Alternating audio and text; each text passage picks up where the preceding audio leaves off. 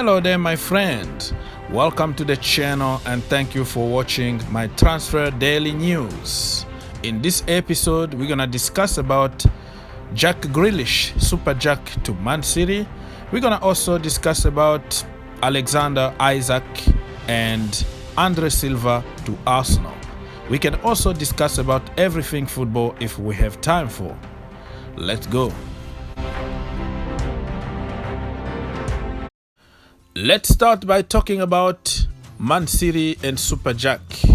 Jack Grealish apparently is going to move to Man City, and according to the report, Man City are willing to break the record, the Premier League record, by signing him in the region of 100 million. Depending on the source you read, some of them are talking about 95 million, some of them are talking about 90 million and even 100 million. So we're gonna just put it right there, 100 million. And quality in this player is top notch.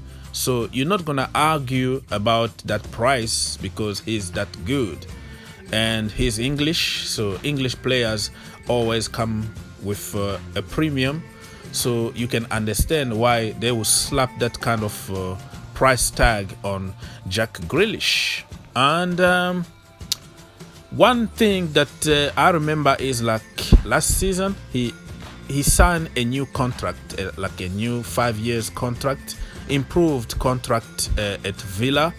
But back then I remember making a video about that contract really means nothing because he knew that he was going to move at some point, and Villa wanted to secure some money on their biggest asset. You know what I mean? So they wanted to give him that contract, but I am sure, 100% sure, that in that contract they included a clause that said if, you know, a big club come calling, and you're gonna let me know. Okay, so well, let me make it clear here. I'm not calling Aston Villa a small club because for me, they are bigger than Man City.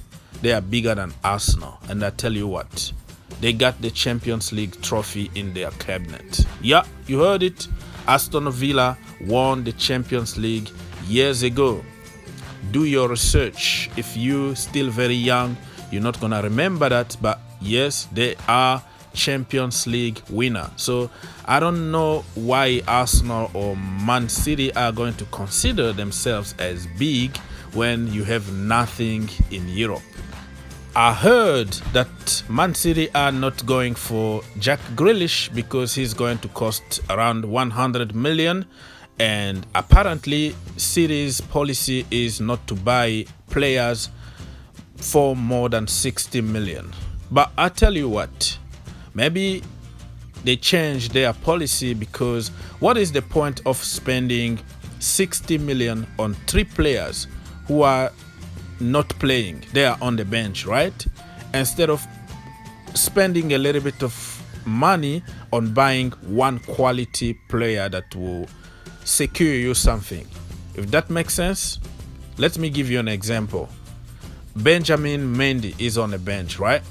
Joao Cancelo on the bench, Emerick Laporte on the bench, Nathan Ake on the bench. I can go on and on and on. You're gonna find City's bench is just like the most expensive in the Premier League. But those players are not even playing. They can't even get minute. So what is the point? Maybe they might change their policy this time and say, you know what? We need quality. Jack Grealish is quality, and he's going to take us to the next level. City level is not in the Premier League or Carabao Cup anymore. They can win, you know, the Charity Cup or whatever, Charity Shield, Community Shield, whatever you want to call it, Carabao Cup, Carling Cup, whatever cup it is, the Premier League. Yeah, this is not what we are expecting from that expensive team. They spent more than 1 billion on building that team for years right now.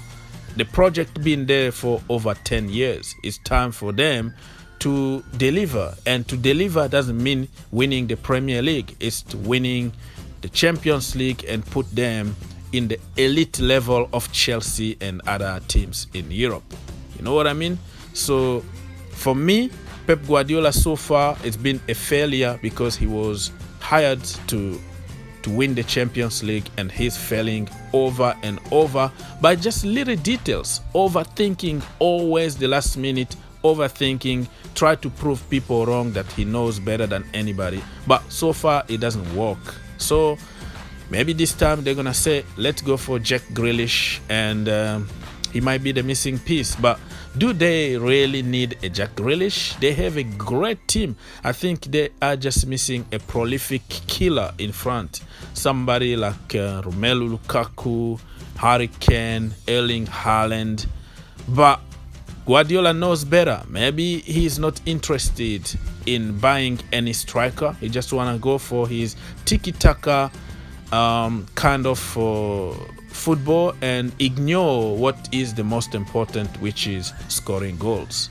Let me know in the comment down below what do you think about Super Jack to Man City. Do you think Man City are gonna break their own policy to sign Super Jack, and how good Man City are going to be if they sign another awesome player? Can you imagine Jack Grealish playing with Kevin De Bruyne? Oh my gosh, I don't want to even think about it. Next up, we have Arsenal. Apparently, they have money to burn. Wow, 250 million. That's more than Chelsea Football Club budget, right?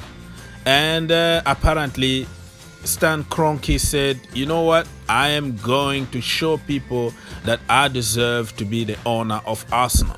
He's going to spend that kind of money this summer. But unfortunately, so far, they haven't signed anybody. They've been linked with everybody under the sun, but nobody want to sign for them. Buendia even snubbed them and went to Aston Villa. Can you believe it? Hudson Edouard going to Leicester City. Snubbed again. And you can go on and on and on. Nobody want to sign for them. But what the point of having money without having players? Players have ambitions. Players want to play European football, the Champions League. Arsenal can't offer that.